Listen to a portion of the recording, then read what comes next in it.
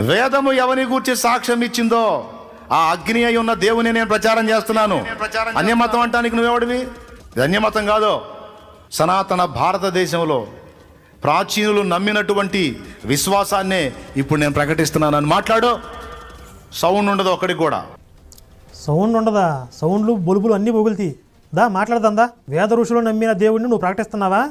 అసలు బైబిల్లోనే ఆయన దేవుడు కాదు, దిక్కు లేదు ఆయనకి. బైబిల్లోనే శ్రీకృష్ణుని మొక్కాడు యేసు. ఆయనకి బైబిల్లోనే దిక్కు లేదు, మళ్ళీ వేదాల్లోనంట. తనక లేక తంటాలు పడుతుంటే తొంటి కాళ్ళ పిల్లి ఎంటబడిందంట. అట్ట ఉందని చెప్పేది. వేదాలలో ఉన్న దేవుడినే నువ్వు ప్రకటించేటప్పుడు నువ్వు కొత్తగా వచ్చి చెప్పాల్సిన అవసరం ఏముంది? ప్రాచీన ఆర్య ఋషులు ఎవరిని గూర్చి సాక్ష్యం ఇచ్చారో, ఎవరి రక్తము పాప ప్రాయశ్చిత్తం అవుతుందో, అతడు ఎలాగ యజ్ఞం అవుతాడో, ఎవరి గూర్చి చెప్పారో ఆయనను ప్రకటిస్తున్నాను. ఆయన పేరు నజరేయుడగు యేసు. ఆ నామం అప్పుడు మరుగు చేయబడింది, ఇప్పుడు బయలుపరచబడింది. ఆ నామాన్ని మీకు ప్రకటిస్తున్నా. ఆయన యందు విశ్వాసం ఉంచితే రక్షణ, లేకపోతే నరకం తథ్యం. కేసు పెట్టుకుంటా పెట్టుకో.